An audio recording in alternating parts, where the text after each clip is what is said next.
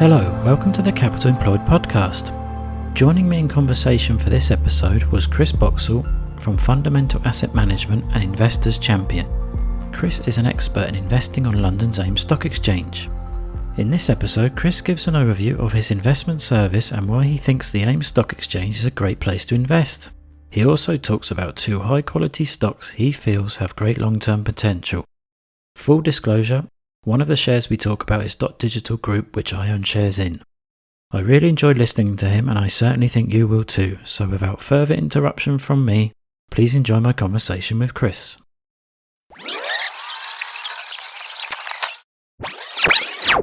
Okay, hi Chris, thanks for coming on to the podcast. Hi John, thanks for having me. It's great to talk to you. For listeners who may not be familiar, who and what is Fundamental Asset Management? We're a small specialist investment manager. We started off in 2004. My business partner and I, a gentleman called Stephen Drabwell, we started the firm then.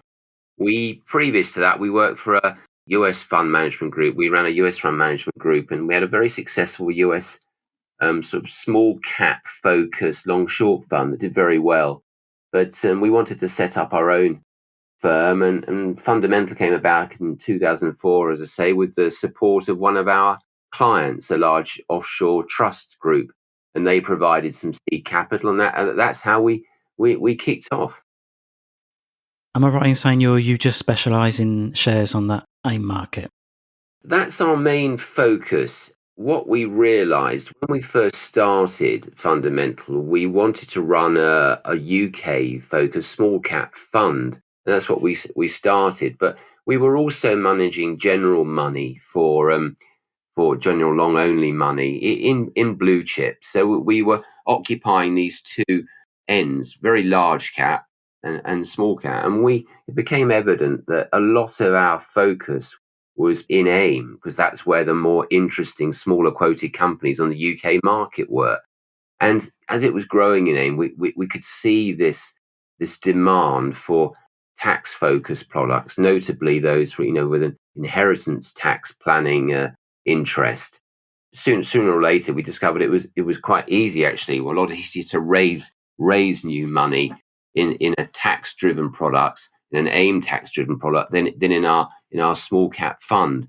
So now we manage exclusively across segregated accounts. We don't have any fund per se, any either closed ended or open ended. So we've got rid of all the fund structures. And all our client money is managed in segregated accounts, individual accounts, where either directly through our own linked brokerage, we have what's called a Model B brokerage arrangement, or via platforms. So lots of IFA advisor platforms. Advisors recommend their clients to us, and we manage money on a segregated account through these various platforms. And it's working very well.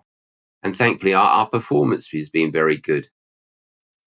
Are these segregated accounts, are they quite concentrated in how many stocks you have for each account, or does it vary depending on your client? In terms of, I think we should focus on AIM. So 90% of our book is now AIM related, and specifically AIM related for inheritance tax planning purposes. With regard to those accounts, it very much depends on size. So typically smaller accounts, 50 to 100,000 size, would typically have 20, 25 positions on them. Larger accounts, $1 million plus, would have a more, circa 30 odd positions. We feel we're adequately diversified. However, in terms of a fund, really that's very focused. I mean, if you compare that to a fund, a fund of having only 30 positions would be incredibly focused. Some of them are running 25. We feel that's ample. I think the investing world is going towards over-diversification and therefore real mediocrity in terms of performance. And it's no accident that the better performing funds have been the more concentrated funds. But even in AIM, we feel 25, 30 positions are absolutely fine. And we're comfortable with that. I cannot fathom. I looked at a closed-ended investment trust yesterday, and it's had a lot of technology focus. It's got 300 plus positions, like 320 odd positions. I mean, I just don't get that.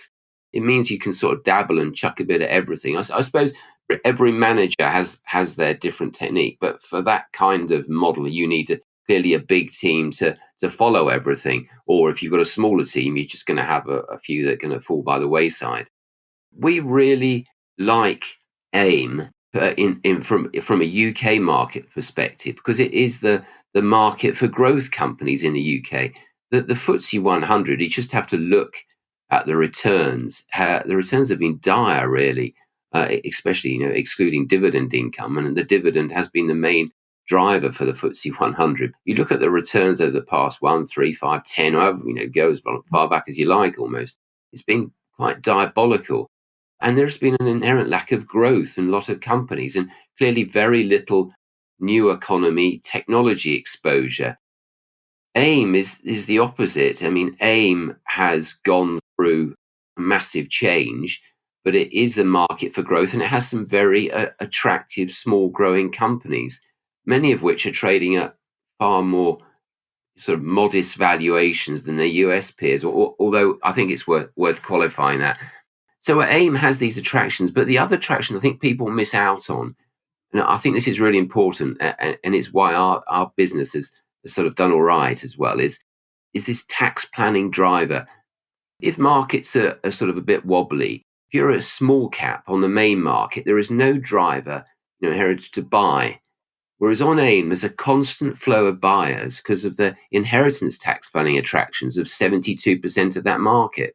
There are buyers coming all the time. These aren't necessarily through the big fund groups. These are just private investors or other IHT planning, inheritance tax planning managers like us, who are regular buyers of interesting shares. So you've got this reason to buy on a market, I think is very, very powerful, and something that people don't realize. Clearly, this is largely of interest to a certain category of company, probably, and not the very small AIM companies.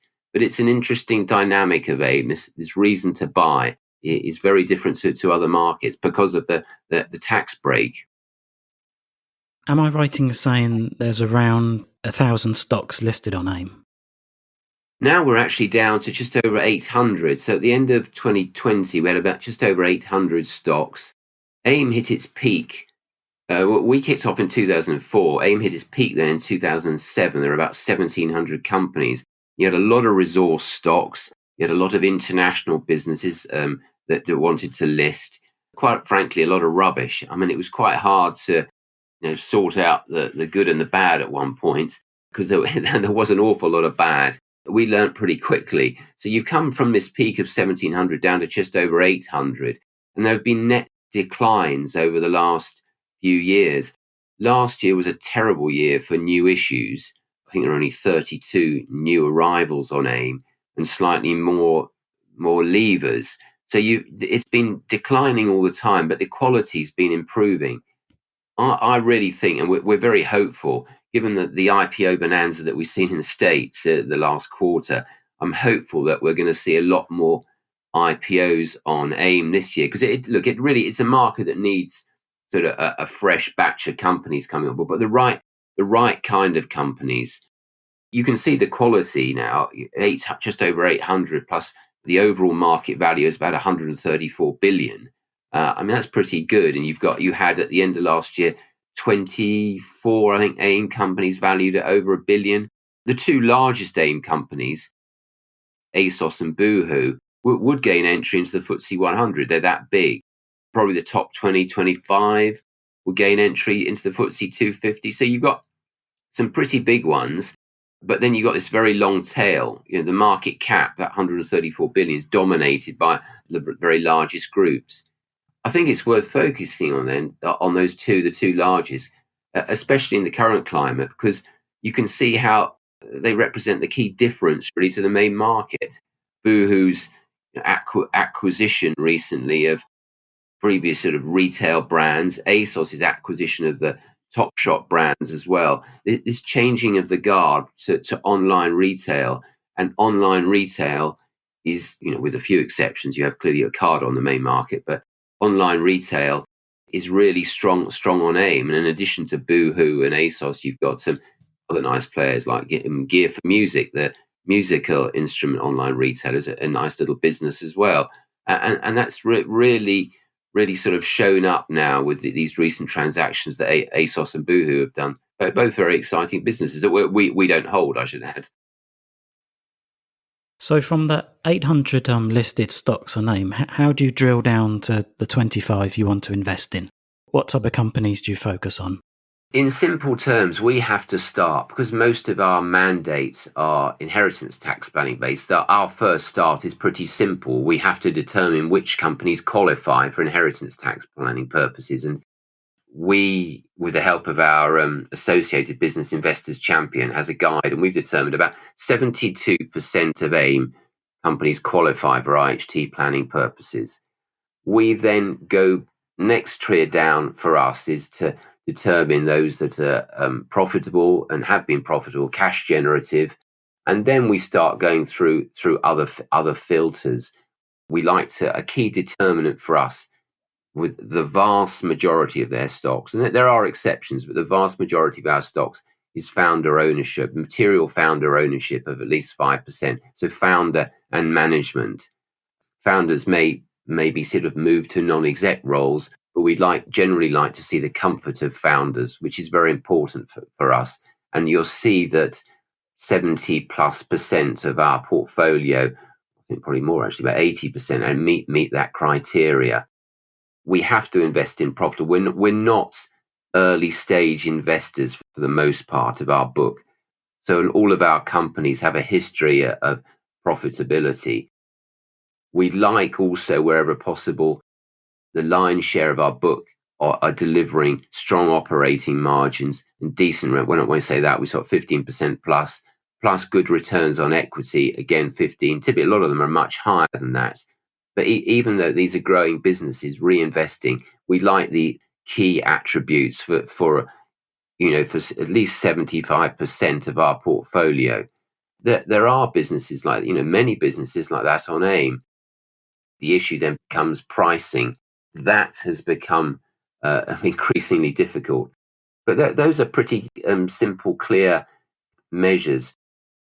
You don't see us holding pure resources stocks. You don't see us holding pure pharma and biotech typically they're early stage and not revenue. Many of them aren't revenue generating. We don't hold any banks. There aren't many banks on AIM. And we don't hold any real estate companies as well, so because they wouldn't typically qualify. The other area, unfortunately, we're forced to avoid are companies that have got dual listings. This came up recently. We've held Abcam in our portfolios for many years. Abcam is an antibody business, one of AIM's larger companies, and it recently secured a dual listing on the NASDAQ very quickly. It sort of did it without much notice or fanfare. Unfortunately, we were forced to sell that stock because conceivably it wouldn't qualify for inheritance tax planning purposes. It has the dual listing. We prefer to get out. If we were at all doubtful about IHT qualifying status, and remember that's the first filter, we will get out. So we had to sell that. So that excludes some quite interesting businesses. Can you talk us through two companies in your portfolio that you feel have great long-term potential? One of the filters I'd say is understanding the company, a sort of common sense approach. And the two companies that I'm going to sort of mention are probably businesses that I found easy to understand, or a lot easier to understand than others. And it's for that reason that we don't invest in certain stocks, because however sort of interesting the numbers look, if we can't understand them, we'll get out. And there are lots of sort of technology and software companies. I haven't got a clue what they're doing. If we don't understand how it's going to go wrong, we're not necessarily going to invest in it. It would be a bad decision to invest. So these two businesses, ones I'm going to talk about, and one of them is GAMA Communications, and the other one is dotDigital. GAMA Communications, they're both pretty big AIM companies. GAMA's got a market cap of about 1.5 billion, listed in about 2014, and it's been a big success. GAMA Communications provides unified communications, as a service. It started off doing that in the UK, and it's now starting to expand into Europe. So going back to that thesis and that trigger, it's quite easy to understand GAMA. You're at this stage where legacy telephones and communication systems for businesses are being changed. We're moving from old analog, we're moving from old switchboard style, and this has clearly been happening for many years already, but there's still a long way to go. And you're going to cloud-based internet protocol systems.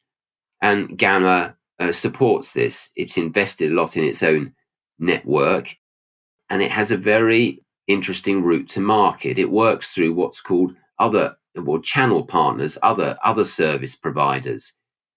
Our driver was through our own IT service company. Our customers of GAMA, we use their system, and we invested before we were using their system, but it became blindingly obvious to us as a user of their system, talking to our IT service providers, that the growth profile of this business.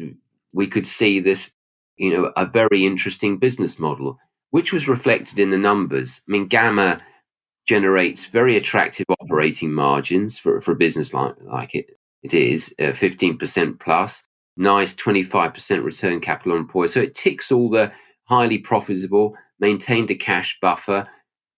It isn't got big insider founder ownership anymore. It's management that brought it onto the market has now stepped down. They're not big holders, so that it doesn't tick that box for us. However, it's still got a very nice share register. Importantly, it's now growing through all its own internally generated cash flow. And this is something we really love as well. We hate business constantly coming back to the market, to raise more capital to support these so-called buy and builds. GAMA is growing through its own internally generated cash flow, which is really, really strong. And, it sits at year end now with circa 50 million plus cash, which is using to expand, not only invest in its technology, but also expand overseas as well. So while it is buying, it's not purely organic growth. These acquisitions are funded internally.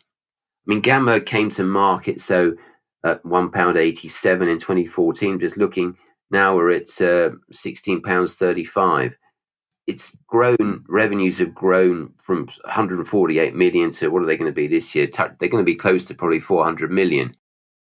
It's doing all the right things, which is really important to us. If things do go wrong, we can also talk to the coalface, talk to our IT service people and say, look, what do you think of it? What do you think of what's happening with this business? So really clear and exciting. We think it's got a long way to go. Even at circa 1.5 billion market cap, the opportunity is still huge. And we understand, for example, in Europe, things are less developed than on mainland Europe than they are in the UK, and therefore the growth profile could be very interesting. Over the pandemic as well, we are really impressed. It didn't take any government support, UK government support, didn't furlough anybody. It really stepped up to the plate. We're very impressive reaction to everything. So hopefully onwards and upwards with GAMA. I would have actually expected its shares to perform even better, given all the remote working that's going on and GAMA's key position in that space. I'd almost expected the shares to have reacted even more positively.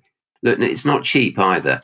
You're having to pay 30 plus on if you're worried about the dreaded PE ratio kind of measure. You're going to have to pay 30 plus historic earnings on this, just under 29 times forecast. So not cheap on those measure, but a really nice business that we would recommend people have a look at. How about dotDigital? This is a share that I've held for quite a while now. I'm a huge fan of it. I think it's fantastic. Talk us through your thesis for dotDigital. We're big fans as well. You've done very well then, John, holding that for a while. Well done. You may have held it a little longer than us.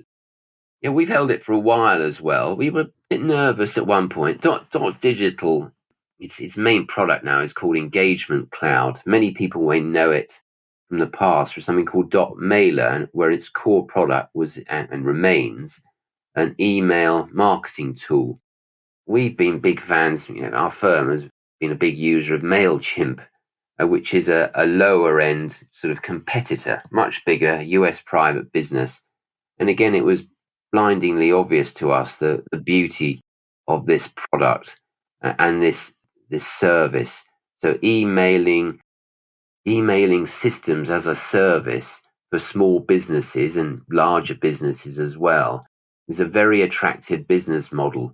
You've got loads and loads of customers, large and small. You're billing them regularly, large and small amounts every month. And those customers, if you do a good job for them, are not going to move. You've got a very receptive customer that's also going to be open to enhancements.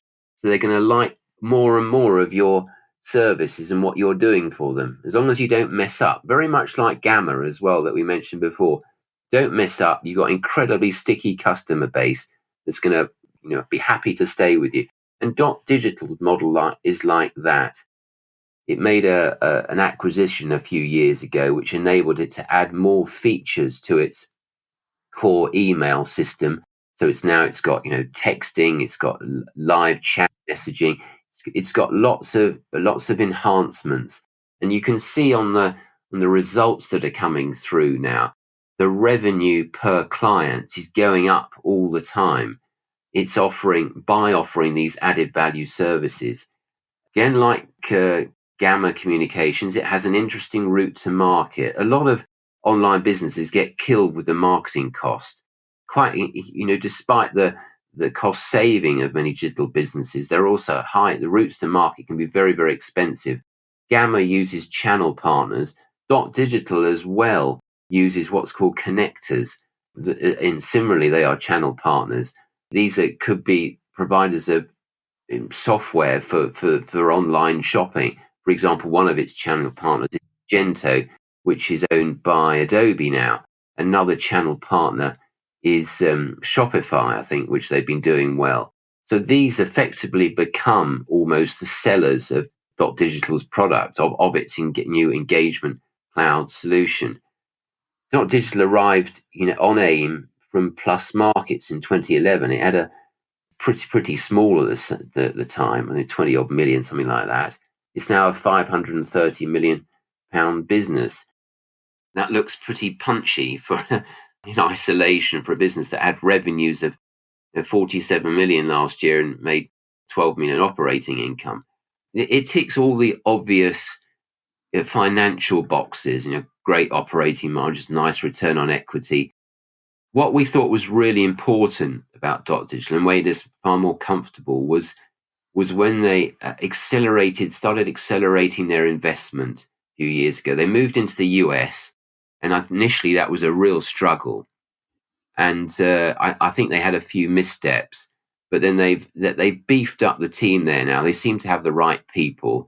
They've got a good team in Asia Pacific as well, but they've also upped their investment in their platform and technology and marketing as well, which I think is very important. And I think it's a big mistake often of businesses, listed businesses, that they're reluctant to this. They cushion earnings a lot of the time.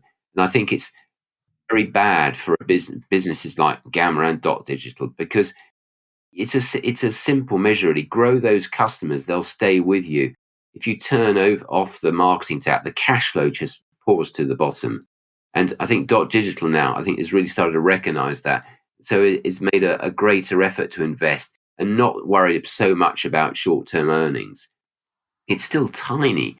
This is a vast market, 40, 50, whatever million of revenue, 60 even. It could be multiples this size, given the market opportunity.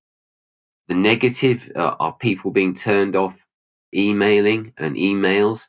Fewer of them are actually open nowadays. And that's also almost the benefit to dotDigital's system. Its focus is to try and achieve better open rates and slicker marketing for its customers. The rating looks very, very high now, trading at sort of 40 plus times forecast. You're seeing that on the basis of a company that's really putting a lot into investing. Those earnings could pop up massively if they weren't investing as much as they have been. And we would encourage them to keep them, not worry about earnings, just keep driving that top line. quite frankly, no. I mean, the markets come round to the ridiculous nature of the P ratio anyway as a measure.